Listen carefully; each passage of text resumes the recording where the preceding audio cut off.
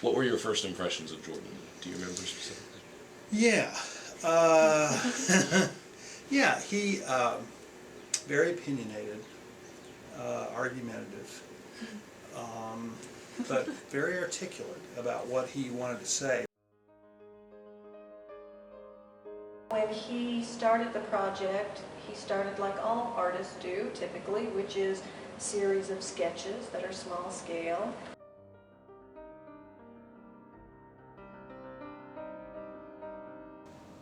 I, I don't know, I always enjoyed drawing and sketching, kind of just making stuff, I guess. It was always just a little hobby. Yeah. I remember being little that everybody used to do that though. Mm-hmm. Like we all used to draw, and eventually my friends just tapered off doing it. I don't really know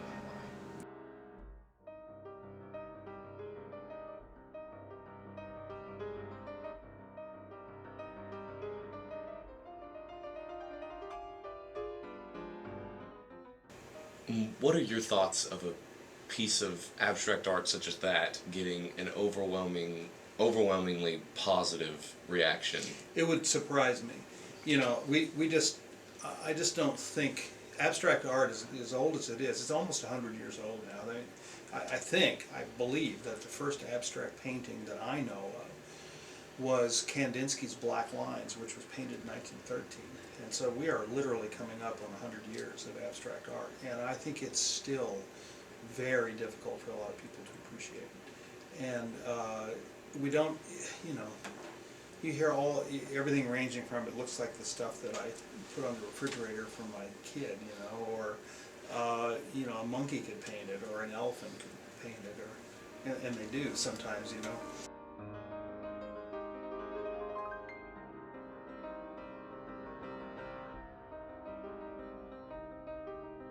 So I think for Jordan, part of his struggle and what he, I think, wrestled with more than anything was just how to make this vision happen in paint. And paint is a hard thing. There's so much to learn and so much to understand. I think it's Delacroix in the 19th century who says that painting is like the most exacting mistress. You can never get it right. And here was a professional artist who worked, you know, a lifetime, still struggling at the end of his life to make paint do what he wanted it to do.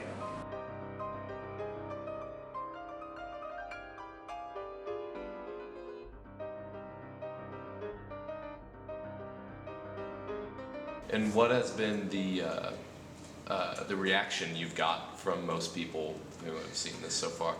It's been very positive, but it's been so positive I've been skeptical of it.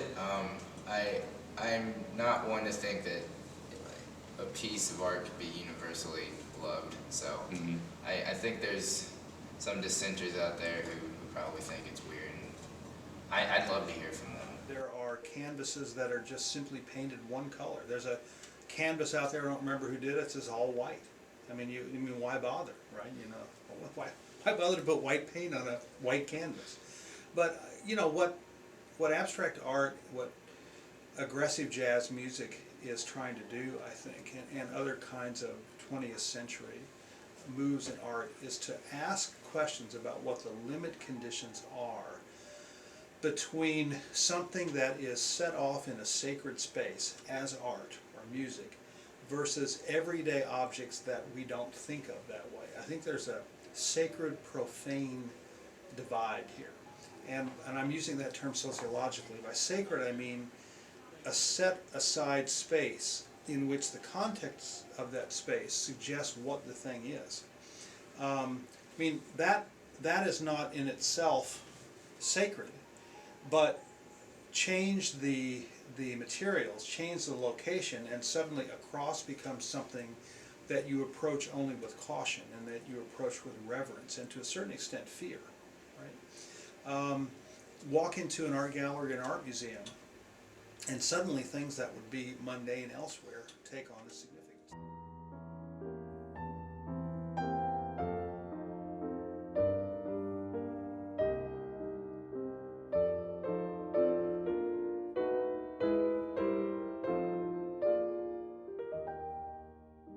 I think what 20th century artists have tried to do, and particularly abstract artists have tried to do, and those in other realms of other kinds of arts are asking questions about, is how do we frame things to know, what is going on? Why is silence a musical rest?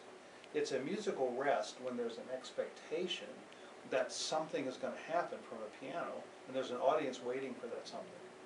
Other times, it's not a musical rest, it's just silence. So I think abstract art is trying to ask those kinds of questions. If you're going to work in a medium or a style in a medium like abstract art, where you're challenging your audience to understand what you're doing, then you have to accept that to some extent you're asking those questions too by framing things in a particular way. I mean, he's got the capability of painting faces, but he doesn't really do it.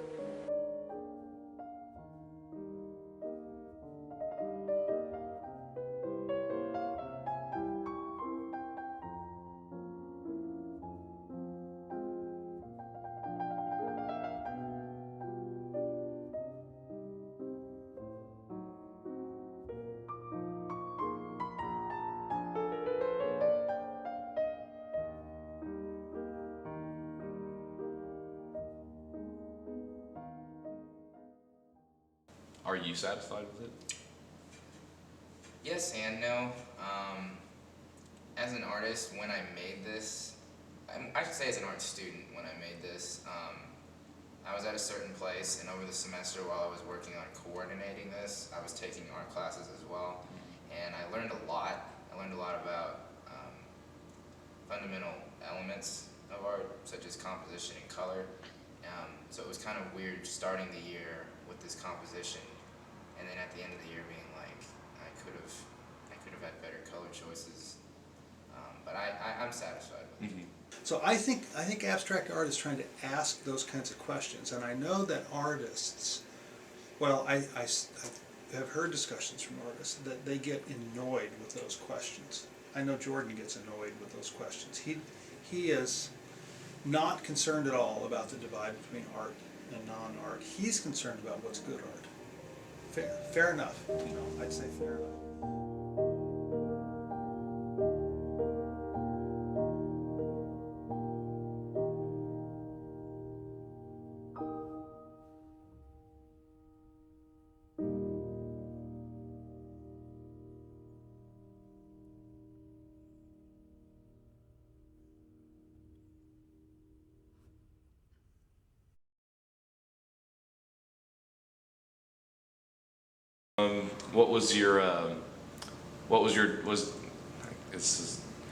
Did you have a good childhood? Excuse me, man. Excuse me, man. I need a bell. You're really creepy.